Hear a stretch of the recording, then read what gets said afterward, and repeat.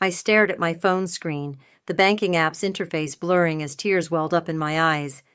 My fingers trembled as I gripped my wine glass, the rich Cabernet suddenly tasting like vinegar. $92,000. Gone. Just like that. My name is Patricia, and I just discovered my mother emptied my life savings to buy my brother a house. Oh, honey, don't make that face, Mom chirped from across our family's mahogany dining table, the one she'd bragged about buying from a designer boutique last month. Caden needed the money more than you do. You're single, no kids. What were you saving for anyway? I looked up from my phone, meeting my brother's smug grin. He was already scrolling through real estate listings on his tablet, showing Dad pictures of his future mansion in Woodland Hills. The same brother who'd never held a steady job for more than 8 months. The same brother who still had Mom do his laundry at 36. That money was mine, I said, my voice barely above a whisper. I trusted you with that account for tax purposes. 10 years of savings. Don't be dramatic, Mom waved her hand dismissively. We raised you better than to be selfish. Family helps family. Besides, Caden has responsibilities coming up. He's planning to propose to Sarah next month. I blinked. Sarah broke up with him 3 weeks ago. Minor setback, Caden shrugged, not even looking up from his tablet. Hey, check out this pool. Dad cleared his throat, finally speaking up. Nancy, maybe we should have discussed this with Patricia first. Ernest, please, Mom cut him off. Patricia makes good money at her accounting firm. She can start saving again. Caden needs to establish himself. I stood up, my chair scraping against the hardwood floor. The sound made everyone look up, except Mom, who was now pouring herself another glass of wine. Where are you going? She asked, annoyance creeping into her voice. We haven't had dessert. I made your favorite chocolate mousse. It's Caden's favorite, I corrected her, grabbing my purse. Mine is tiramisu, but you'd know that if you ever actually listened to me. Now you're just being petty, Caden chimed in. Come on, sis. It's not like you were using that money anyway. You work 60 hours a week. When would you even have time to buy a house? I walked to the door, my heels clicking against the floor like a countdown to explosion. But I wouldn't give them the satisfaction of seeing me break. Instead, I turned around one last time, my voice steady. Mom, I'm calling the bank tomorrow. I never authorized this transfer. Mom's wineglass froze halfway to her lips. You wouldn't dare. We're family. Family doesn't steal from family, I replied, then added with a smile that felt like broken glass. But you're right about one thing. I can afford to start over. I have no kids to support after all. The door clicked shut behind me, cutting off Mom's indignant sputter. In my car, I pulled out my phone and dialed the bank's 24-hour fraud hotline. As I waited on hold, I opened my photos and found the screenshot I'd taken of Mom's text from last year. Of course I removed my name from your savings account, sweetie. I took care of it right after tax season.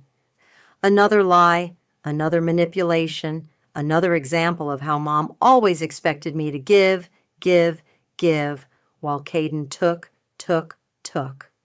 The hold music stopped and a friendly voice came on the line. Thank you for calling. How can I help you tonight? I took a deep breath, my hands steady now as I gripped the steering wheel.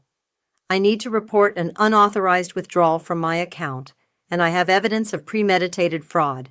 As I drove home that night, my mother's words echoed in my head. Family helps family. Well, she was about to learn exactly how helpful I could be. I was going to help them understand consequences. I was going to help them learn about karma, and most importantly, I was going to help myself to some long overdue justice. My phone buzzed with a text from Caden. Thanks for the down payment, sis. God really does provide. I screenshot the message, saving it to a new folder labeled Karma Package. Then I poured myself a proper glass of wine in my quiet apartment and started making calls. First to my best friend Jillian, who happened to be a lawyer, then to my bank manager. They wanted to play games with my money? Fine. But they were about to learn that this overlooked, childless daughter knew exactly how to play, and win. Let me get this straight, Jillian said, spreading documents across her desk.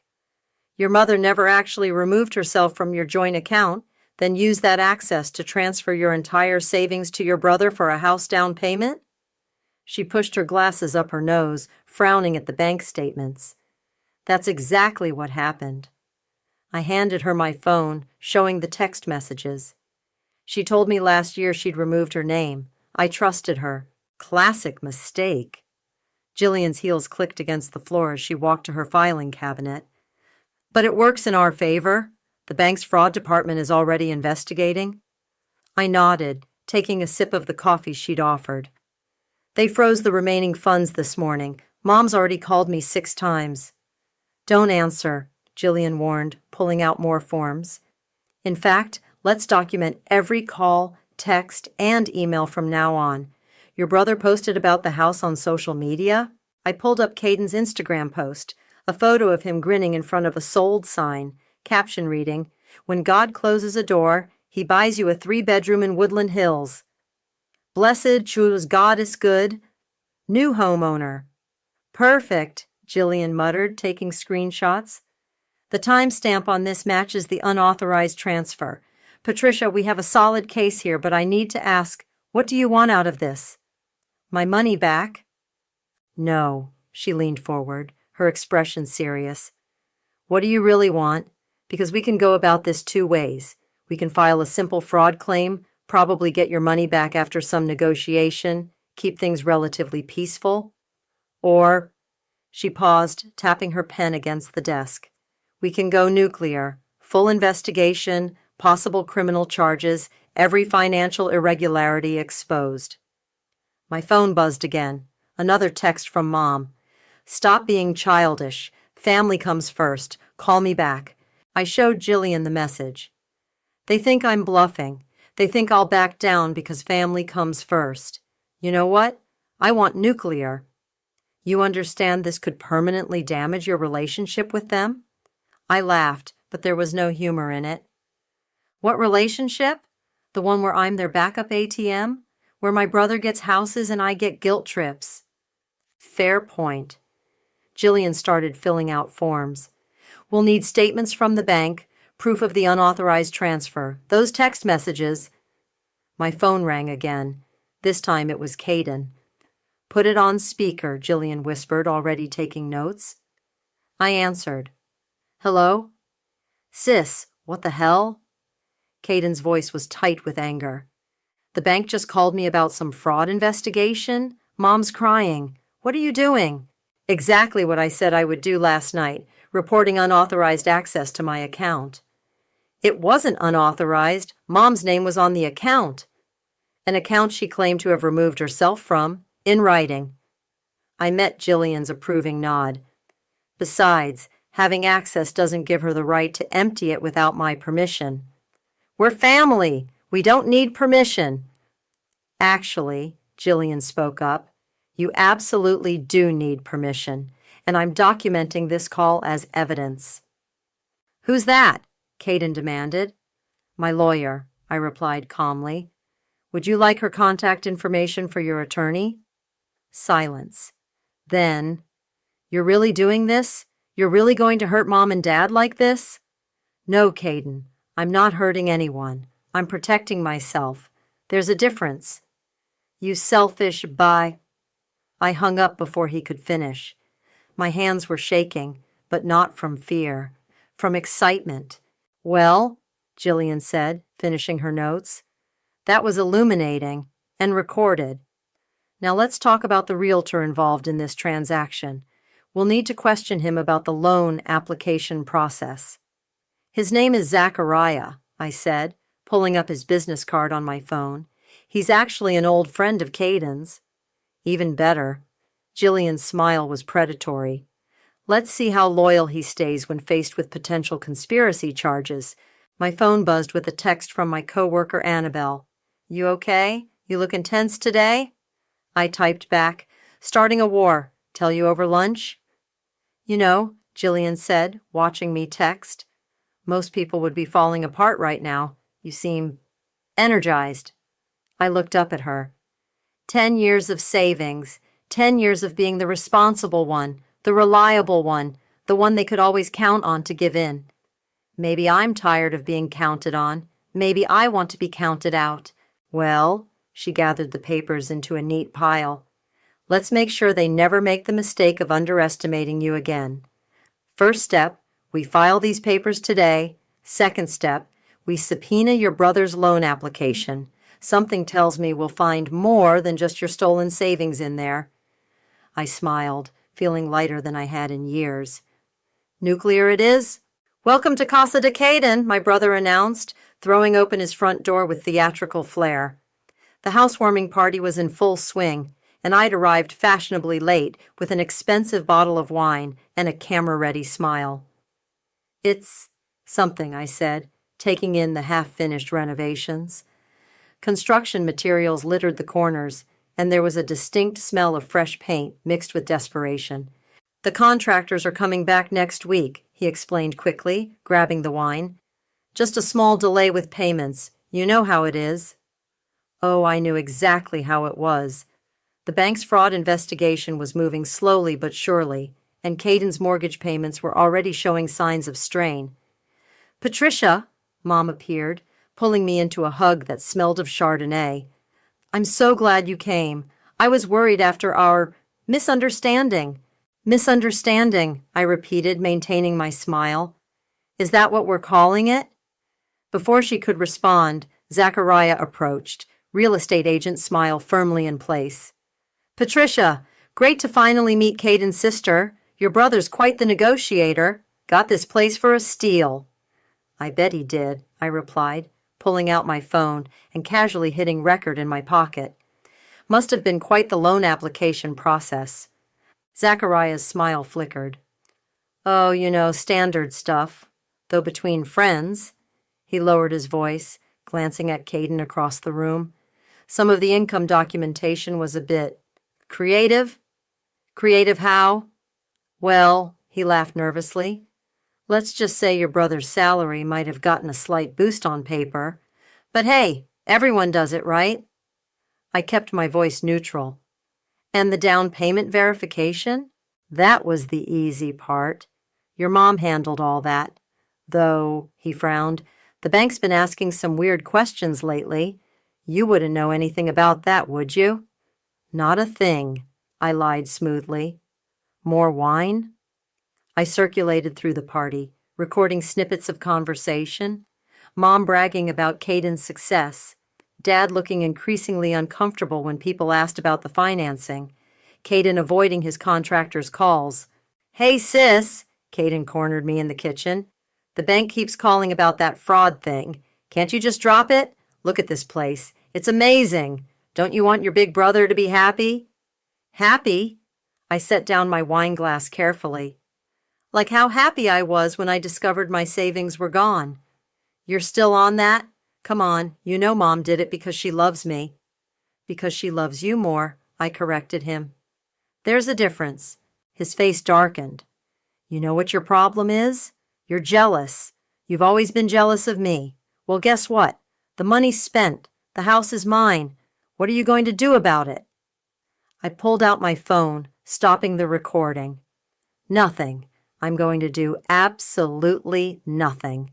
Karma, on the other hand. As if on cue, my phone buzzed with an email from the bank. Urgent. Account freeze notice. I showed it to Caden.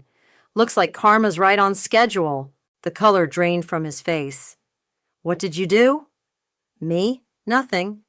But it seems the bank has some concerns about creative income documentation and unauthorized fund transfers. Weird, right? A crash from the living room interrupted us. Mom had dropped her wine glass, staring at her phone in horror. The first foreclosure warning had arrived. Patricia! She hissed, storming into the kitchen. Fix this! Now! Fix what? I asked innocently. The fraud you committed? The loan application Caden falsified? The contractor he can't pay? Which part needs fixing, Mom? We're your family. Really? Because families don't steal from each other. Families don't forge documents. Families don't. I'm your mother. And I'm your daughter, the one you stole from, The one you thought would never fight back. How's that working out for you? The contractor chose that moment to appear. Mr. Caden, about that overdue payment? I slipped out during the ensuing chaos, but not before hearing Zachariah frantically explaining to someone on his phone that he had no idea about the fraudulent documentation. Outside, I took a deep breath of evening air. My phone buzzed with a text from Jillian. Bank freeze confirmed. Mortgage fraud investigation starting. You okay? I looked back at the house, my brother's dream home, bought with my stolen savings. Through the window, I could see Mom gesturing wildly, Dad looking defeated, and Caden's face growing redder by the second. Never better, I texted back. Karma's just getting started. The contractor stormed out, followed by several guests. I got in my car just as Caden's voice boomed through the neighborhood. What do you mean, my accounts are frozen? I started the engine, smiling. The house he didn't build was already starting to crumble.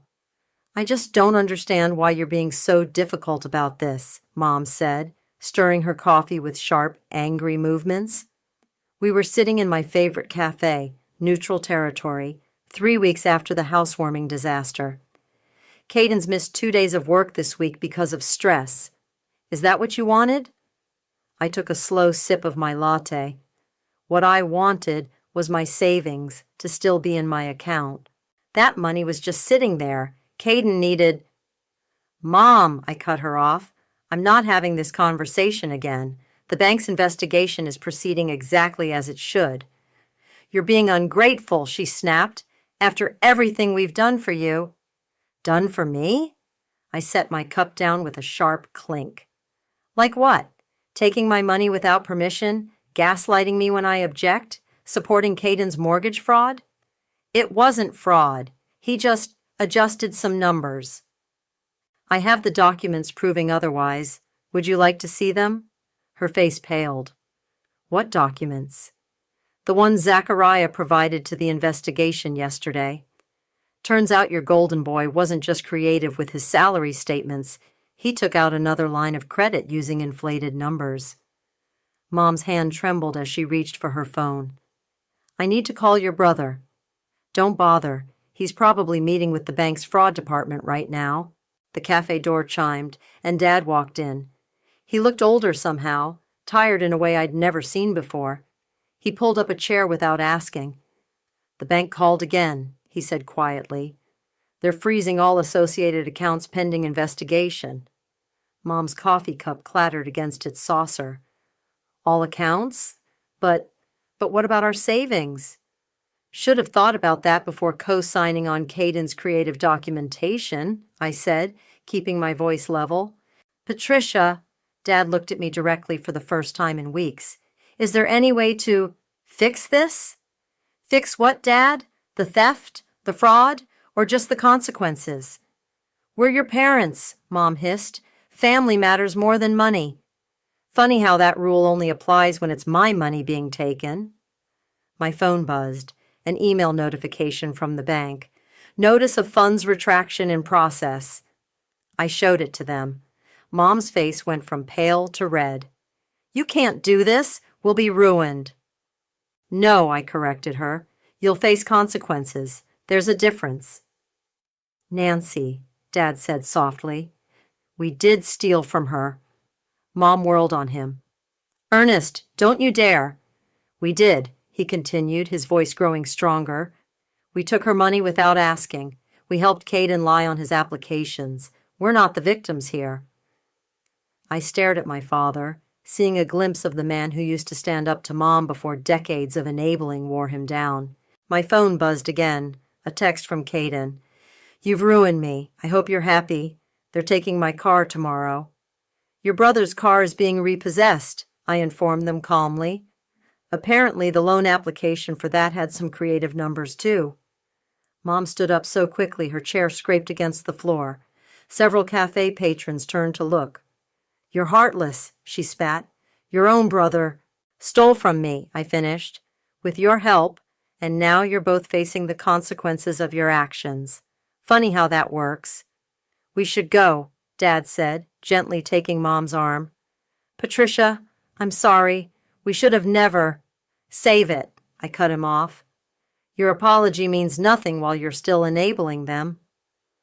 They left, Mom practically dragging Dad behind her. Through the cafe window, I watched them argue in the parking lot.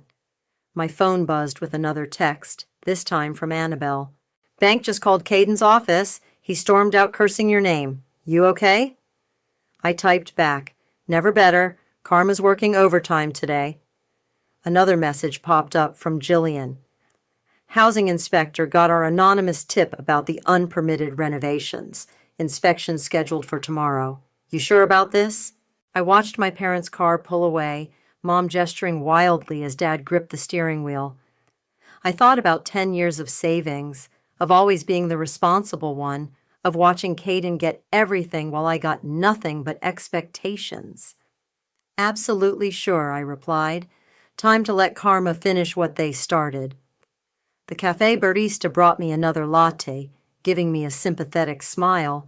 She'd heard everything. On the house, she said. Sounds like you could use it. I thanked her, watching steam rise from the cup. Outside, storm clouds were gathering, perfect weather for karma's next act. The glass doors of my office building burst open as Mom and Caden stormed in, their faces twisted with rage. My co-worker Annabelle shot me a warning look across our shared workspace. She's destroying everything, Caden shouted, ignoring the startled faces of my colleagues. The bank's pulling my loan. The house is going into foreclosure. Are you happy now? I kept typing, not looking up. You need to leave. This is my workplace. Like hell I'm leaving.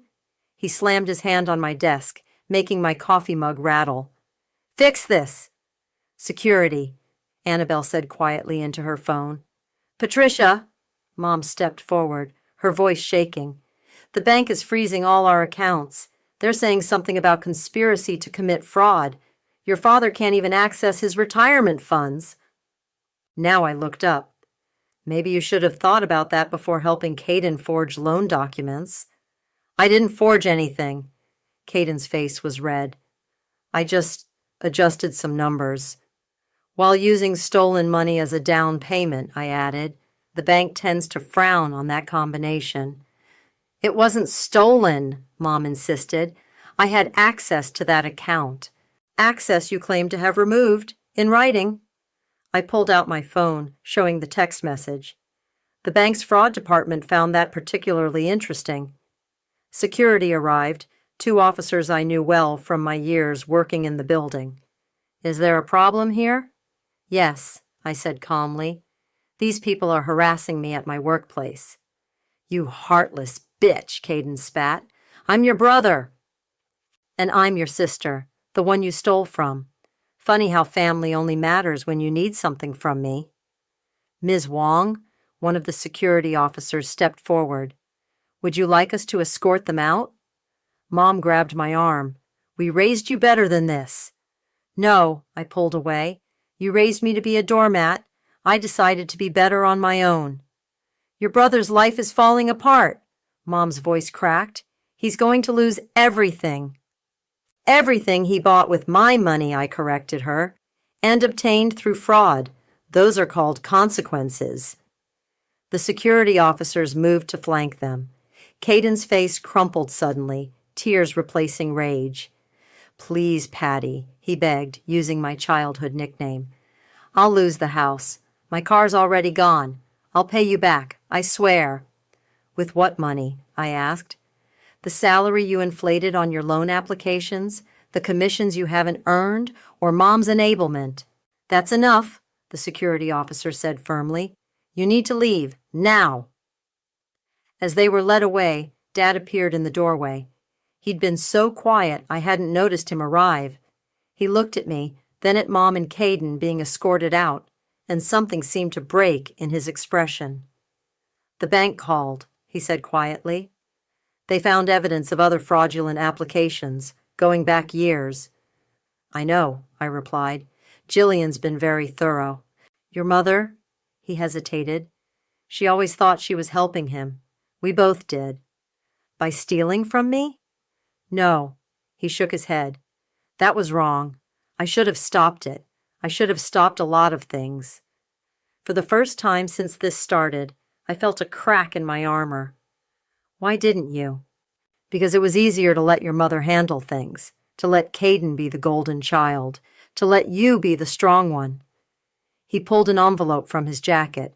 Here, bank statements from my personal account, the one your mother doesn't know about. It's not much, but it might help replace some of what they took. I stared at the envelope. Keep it. You'll need it when the fraud investigation freezes everything else. Patricia, no, Dad. You don't get to buy your way out of guilt. Not now. He nodded slowly, tucking the envelope away. For what it's worth, I'm sorry, and I'm proud of you. For standing up to us. A bit late for that, isn't it? He turned to leave, then paused. Your mother will never forgive you for this. Good, I said, turning back to my computer. Because I'll never forgive her either. After he left, Annabelle brought me a fresh coffee. You okay? My phone buzzed with a text from Caden. Mom's in the hospital. Collapsed after leaving your office. Hope you're satisfied. I showed Annabelle the message.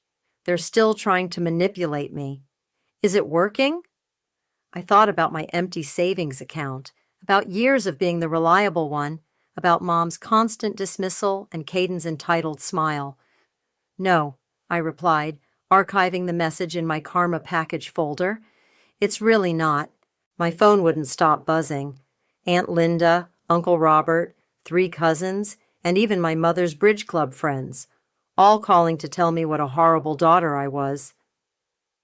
Did you hear what your mother texted everyone? Jillian asked, spreading case documents across her dining room table.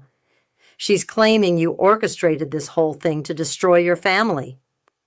I pulled up Mom's group message. My heartless daughter has attacked our family. Her brother is losing everything. I'm in the hospital with stress-induced complications. Please pray for us in this difficult time. Watch this, I said, typing out a response to the group chat. I attached screenshots of Mom's text about removing herself from my account, bank statements showing the unauthorized withdrawal, Caden's loan applications with falsified income, and dated emails proving the premeditated fraud. My message was simple. Since we're sharing family stories, here's mine, with receipts. Brutal, Jillian nodded approvingly. How long until... My phone exploded with notifications. Then absolute silence. That's what I thought, I muttered, setting my phone face down. Amazing how quiet people get when faced with facts. Patricia, Jillian leaned forward, her expression serious. The bank's building a strong case for mortgage fraud. They're subpoenaing Zachariah tomorrow. Are you ready for this to get uglier? Uglier than my mother faking a hospital collapse? She faked it? I showed her another screenshot, a Facebook check-in from Mom at the tennis club, posted 2 hours after her supposed hospitalization. Jesus, Jillian muttered. Your family really doesn't do anything halfway, do they? My phone buzzed again, a text from Dad. Your mother's leaving the hospital. She's staying with your aunt. Says she can't handle the stress of seeing you. She's not in the hospital, I texted back. She's at tennis with Linda. No response. You know, Jillian said, sorting through more documents, revenge has a way of lingering beyond its usefulness. Are you sure you want to keep pushing? This isn't revenge, I replied, picking up a bank statement. This is justice. My phone lit up with a call from Zachariah. I put it on speaker. Patricia? His voice was shaking. Listen, about tomorrow's subpoena, what exactly am I supposed to say? The truth would be nice. But Caden's my friend, and your mom, she helped me get started in real estate. And now you can help them understand consequences, unless you'd prefer to be charged as an accomplice? Silence. Then, they're going to hate me. Welcome to the club. After hanging up, I checked my email. The bank had sent an update. Preliminary findings supported all fraud allegations. Formal charges were being considered. Your brother's going to need a good lawyer, Jillian observed. He should ask Mom to steal one for him. My phone buzzed with a text from Aunt Linda. How dare you air family business like this? Your mother raised you better." I typed back, "No, she raised me to be quiet while she favored Caden. I raised myself to be better." Another message, this time from Uncle Robert.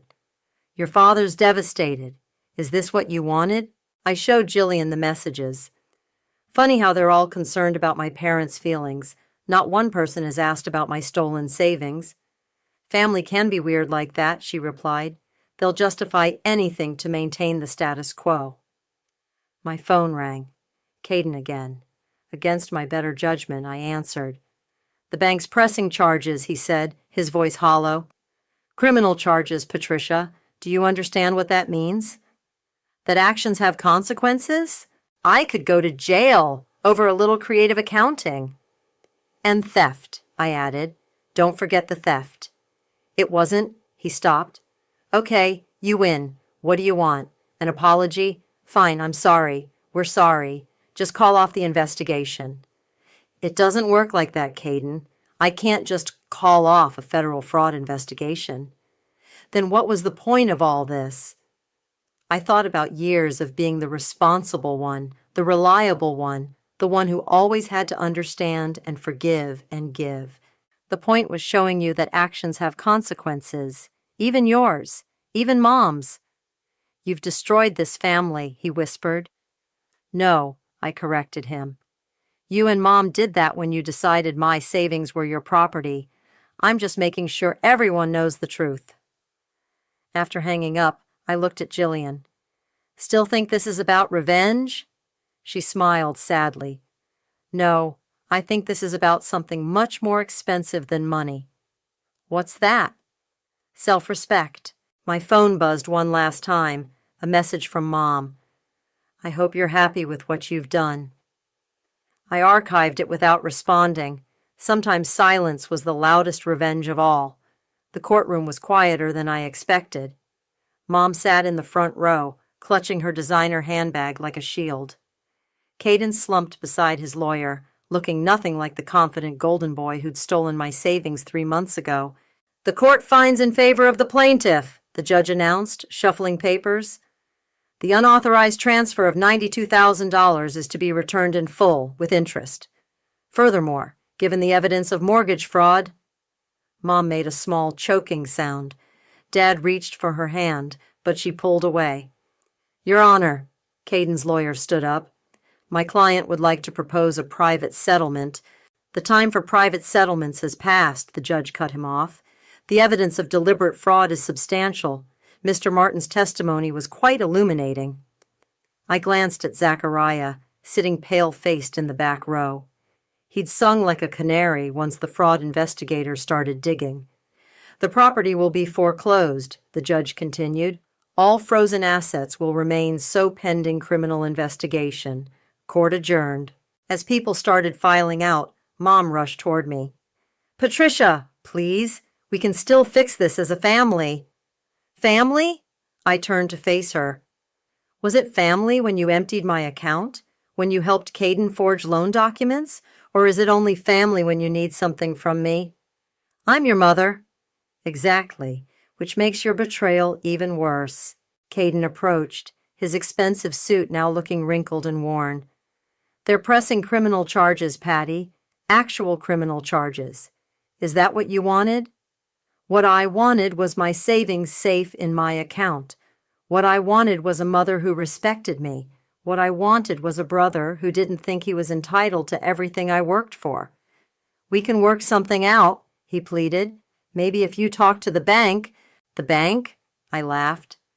"The bank that found evidence of your previous fraudulent loans? The ones Mom helped you get? That bank?" Dad stepped forward. "Patricia, don't," I cut him off. "Just don't. Your silence enabled all of this." "But we're still family," Mom insisted, grabbing my arm. "Blood is thicker than water." I pulled away. Funny how that only applies when you need something from me. Jillian appeared at my side. "My client has nothing more to say. Please direct all future communication through my office." As we walked out of the courthouse, reporters were waiting. Mom pushed past them, mascara streaking her face. Caden ducked his head, ignoring questions about mortgage fraud. "How does it feel to win?" one reporter asked me. I paused. This wasn't about winning, it was about consequences. Back at my apartment, Annabelle was waiting with wine and takeout. "Heard the Golden Boy's moving back in with your parents," she said, pouring generous glasses. "Of course he is," I replied. "Where else would he go? He's never had to stand on his own feet." My phone buzzed, a text from Dad. "Your mother's not eating. She says she'll never forgive you." "Good," I typed back. "I'll never forgive her either. Actions have consequences." Another buzz. "Aunt Linda, the whole neighborhood's talking about this. How could you humiliate your family like this?" I blocked her number. "You okay?" Annabelle asked, watching me. "Better than okay," I said, pulling out a piece of paper from my bag. "Look what came today." She read it. Notice of funds recovery, $92,000 plus interest to be deposited. "What are you going to do with it?" I smiled, pulling up a real estate listing on my phone. "Buy my own place, a small condo, no family loans, no creative accounting, no stolen money, just mine." My phone rang. Caden again. I let it go to voicemail. "He's been calling all day," I explained to Annabelle. "Apparently, the criminal investigation is finding more irregularities. Mom's implicated in some of his previous loans, too." "Are you going to help them?" I thought about years of being the reliable one, the responsible one, the one who always had to understand and forgive. "No," I said finally. "They made their choices. Now they can live with them." Later that night, as Annabelle left, she hugged me tight. "For what it's worth, I'm proud of you. Standing up to family is the hardest thing." I watched her leave, then went to my balcony. In the distance, I could see the neighborhood where Caden's foreclosed house stood empty. Mom's tennis club was somewhere over there, too, though she hadn't been seen there since the court date. My phone buzzed one last time, a message from Dad. "Caden's meeting with criminal lawyers tomorrow. Your mother's asking if you'll help with the legal fees." I typed back, "No, she can afford it. She has no kids to support, remember?" Then I blocked his number too, opened my wine, and watched the sunset. Sometimes karma needed a little help, but once it got started, it did beautiful work. "Welcome home," the realtor said, handing me the keys to my new condo. "It's all yours." I stood in the empty living room, sunlight streaming through floor-to-ceiling windows. My windows, my space, my life savings, recovered and reinvested in something that was completely mine. My phone buzzed. Jillian. "Criminal charges filed against Caden today. Your mother's been named as co-conspirator in 3 previous fraudulent loans." I set my phone down without responding and unpacked a single wine glass from a box marked kitchen. The doorbell rang. Annabelle, carrying Chinese takeout and a bottle of champagne. "First meal in the new place has to be special," she announced, setting everything on the floor since I hadn't bought furniture yet. "No plates yet," I warned her. "That's why I brought paper ones." She pulled them from her bag. "Also, have you seen the neighborhood Facebook group? Your mom's been posting again." I pulled up the group on my phone. Mom's latest post was a masterpiece of manipulation. "Pray for our family in these difficult times. Sometimes those we love most hurt us deepest." "The comments are interesting," Annabelle noted. She was right. Instead of the usual sympathy, people were asking questions. Someone had linked to the court documents. Another mentioned Caden's previous fraudulent loans. The carefully crafted narrative was unraveling. The doorbell rang again. Jillian, this time, looking serious. "Your father's downstairs," she said. "Wants to talk. Should I send him away?" I thought for a moment. "No, let him up." Dad looked older than ever when he walked in, carrying a small box. "Nice place," he said quietly, looking around. "Better than Caden's was." "Because I bought it honestly," I replied. "What do you want, Dad?" He set the box down. "Found these while packing up the house. Your old report cards, some photos. Thought you might want them." "Packing up the house?" He nodded. "We're selling it. Your mother's legal fees. Well, they're substantial, and Caden's living with us now, so... Still enabling them both, I see. No, he said firmly. I'm leaving your mother. Filed the papers yesterday. The champagne glass nearly slipped from my hand. What? Should have done it years ago. Should have stopped her when she took your money. Should have done a lot of things differently. He pulled an envelope from his jacket. This, too. It's not much, but it's what I managed to save without her knowing. I didn't take it. Keep it. You'll need it. Patricia, his voice cracked. I failed you. I watched her favor Caden, watched her steal from you, watched her destroy this family, and I said nothing. I'm sorry. The silence stretched between us, filled with decades of unspoken words. Why now? I finally asked. Because you were brave enough to stand up to them, and I realized I never was. My phone buzzed, a news alert about Caden's criminal charges. Dad saw it, too. He's not taking it well, Dad said. Keep saying you destroyed the family. No, I corrected him. Mom's favoritism destroyed the family. Caden's entitlement destroyed the family. My savings just paid for the demolition. He nodded slowly. Your mother wants to meet, to explain her side. There is no her side to theft and fraud. That's what I told her. He turned to leave, then stopped. For what it's worth, I'm proud of you. Not just for standing up to them, but for building your own life, for being better than all of us. After he left, Annabelle poured more champagne. You okay? Better than okay, I replied, looking around my empty condo. I'm free. My phone buzzed one last time. Mom. Your father's abandoned me, just like you did. I hope you're satisfied with destroying this family. I showed the message to Jillian and Annabelle. Still trying to manipulate you? Jillian observed. Still not working, I replied, blocking Mom's number permanently. We sat on the floor of my empty condo, eating Chinese food from paper plates, drinking champagne from the only wine glass I owned, and I felt lighter than I had in years. To karma? Annabelle raised her paper cup. To consequences, Jillian added. To me, I said quietly, looking out at the city lights. To finally choosing myself. The sun set over my new beginning, painting the empty walls with golden light. Tomorrow I'd buy furniture, hang artwork, make this space my own. But tonight, sitting here with real friends who supported my strength instead of family who exploited my loyalty, I was already home. My phone lay silent, Mom and Caden's numbers blocked, their drama finally muted.